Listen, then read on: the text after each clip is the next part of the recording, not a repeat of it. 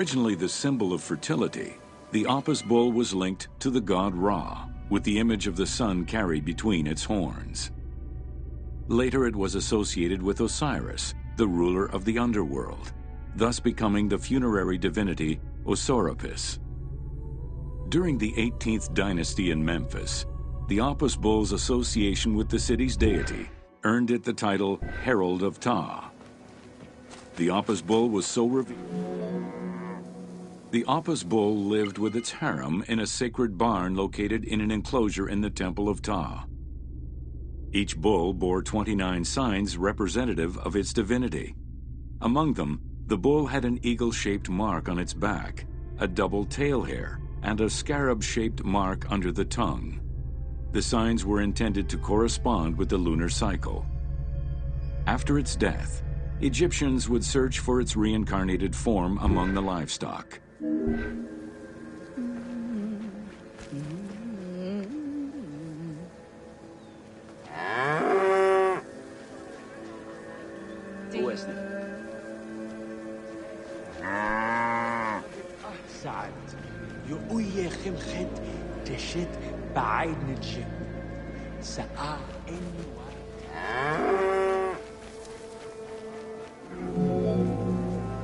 Like other living divinities, the mortal incarnation of the Apis bull was prayed to, and when it died, it was given a luxurious funeral, which included mummification.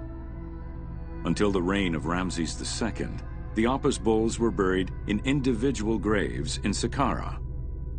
During the 26th dynasty, the bodies of the bulls were buried in enormous stone vats in the underground corridors of the Serapeum of Memphis.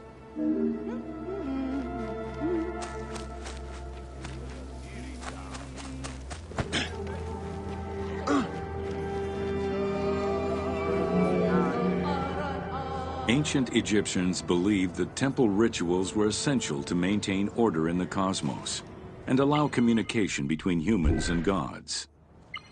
The pharaoh was required to bring offerings as part of a twofold promise made to the gods: to remain a just ruler and to prevent chaos from entering Egypt. Details of the ceremonies found on temple walls provide a thorough overview of the stages of the daily ritual.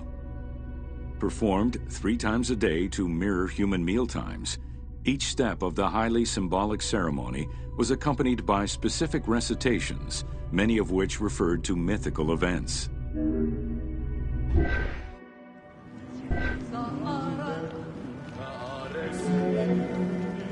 The high priest would first awaken the sleeping god with a chant. Then the seals of the shrine's doors were broken and the bolts drawn back.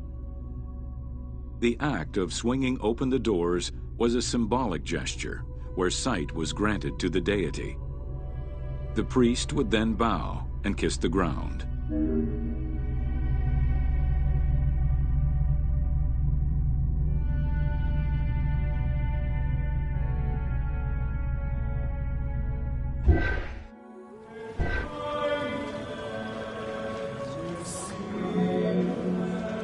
The god was then washed with incense-infused water, and its mouth rinsed with mineral salts. The cleansing was followed by adorning the statue with jewels and royal garments. The final ritual required the priest to sweep away any footprints in order to prevent evil from approaching the god.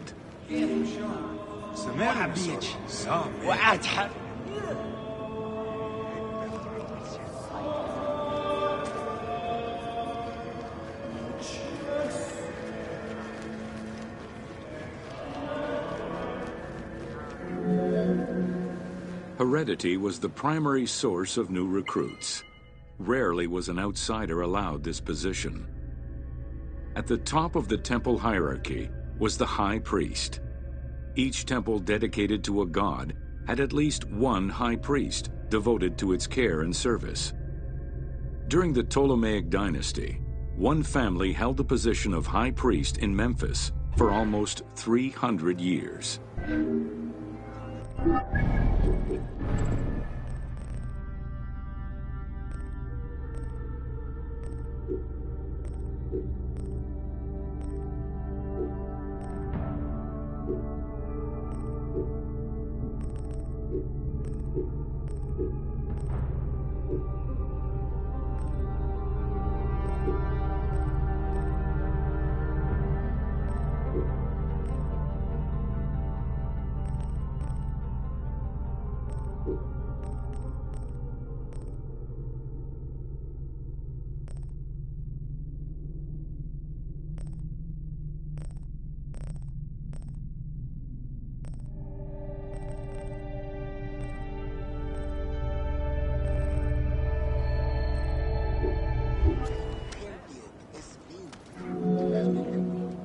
Heredity was the primary source of new recruits.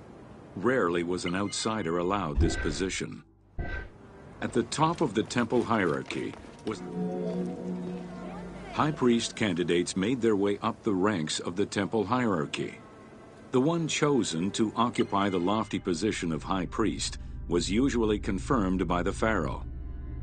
Several of the high priests were also important officials in the government.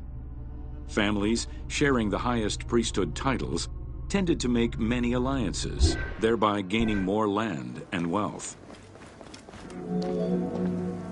In the 21st dynasty, Thebes became the capital of an almost entirely theocratic government.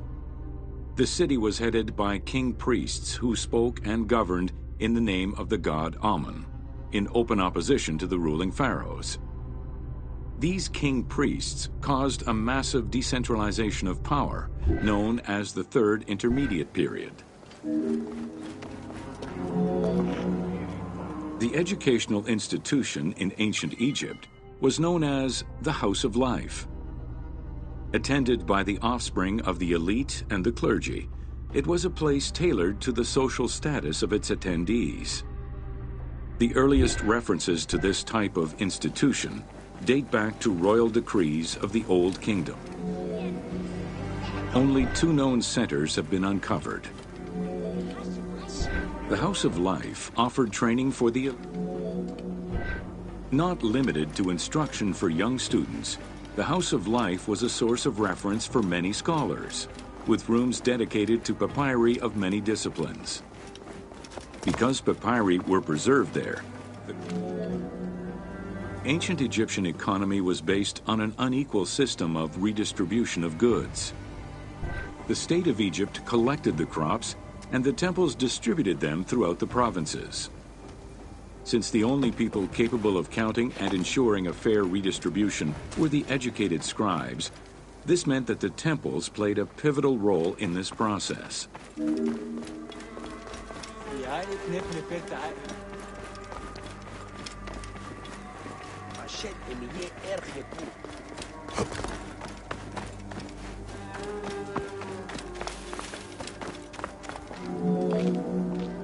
There are records of pharaohs making offerings of large tracts of land and animals to temples in order to maintain their favor. Ramses III offered generous gifts to the temple of Amun in Karnak in such a manner.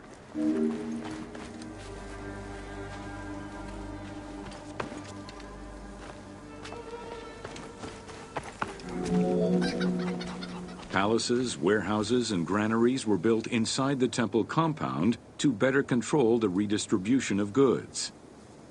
The size of the recorded numbers of goods, combined with every other function filled by temples, only serves to confirm their might as economic, religious, and political centers of power within Egypt.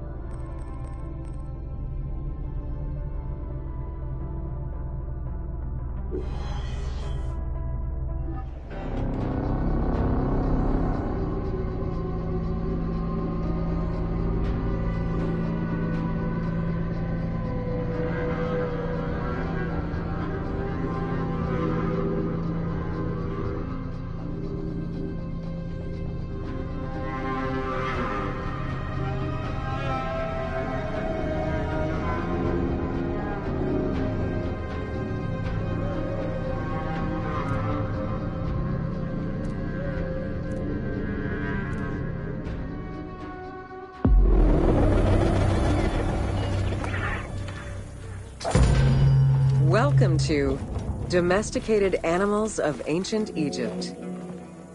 Agriculture and domesticated livestock were introduced 6,000 years ago. Archaeologists have found traces of cattle, donkeys, pigs, and dogs. Dromedary are thought to have been introduced during the Persian invasion.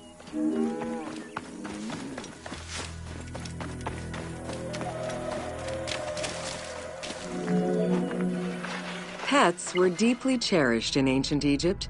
Many illustrations of children often include a pet in the depiction.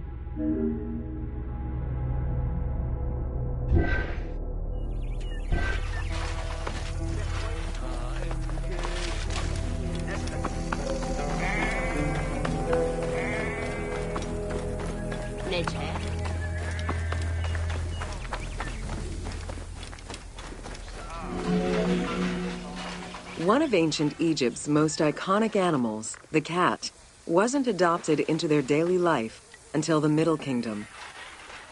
Since they were so highly capable of killing snakes and rodents, cats were present throughout every period. However, they only became pets sometime during the Middle Kingdom. Prince Thutmose, son of Amenhotep III, had his cat Tamu laid to rest in its own sarcophagi.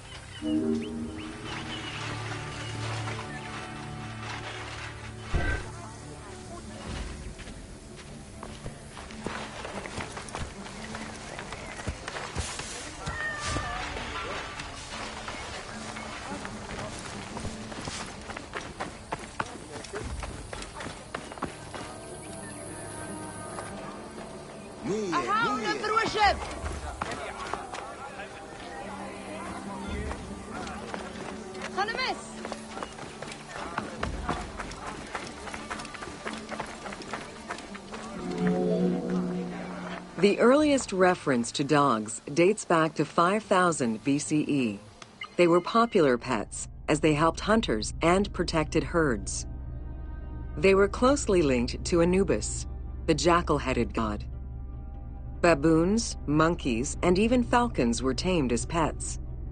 Each was mummified and buried with as much ceremony as any family member.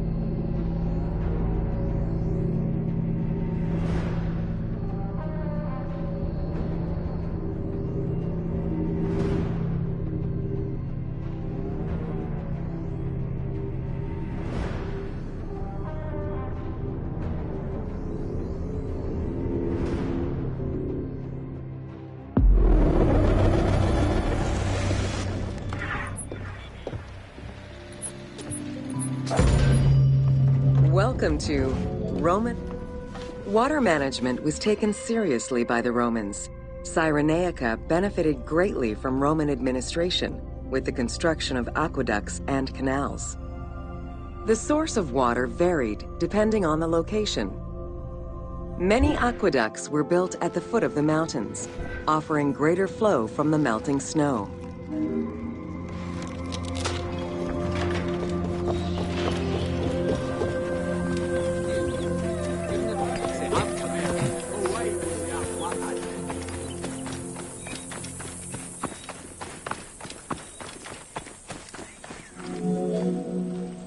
The ability to transport water over a greater distance increased agricultural production.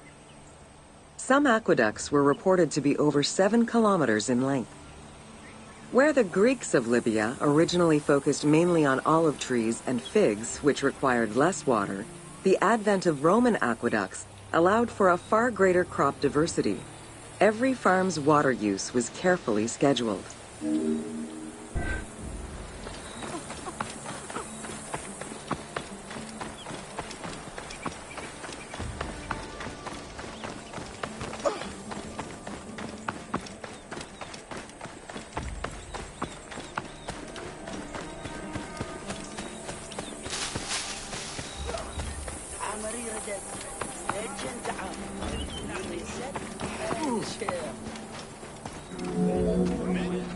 The engineering methods used to create aqueducts were constantly reviewed, with a clear focus on exploiting the local environment.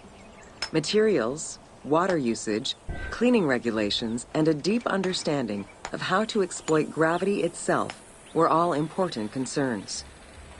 Several fortresses were built to protect the aqueducts, basins, and cisterns.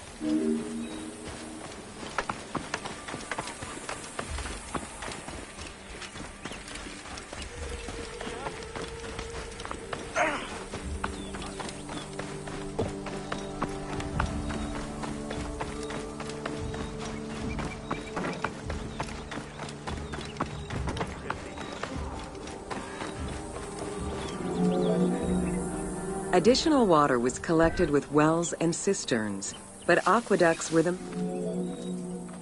Almost all aqueducts ended in a fountain where the water circulated to clean the streets and supply bathhouses and latrines, thus improving the cleanliness of Cyrenaica's cities.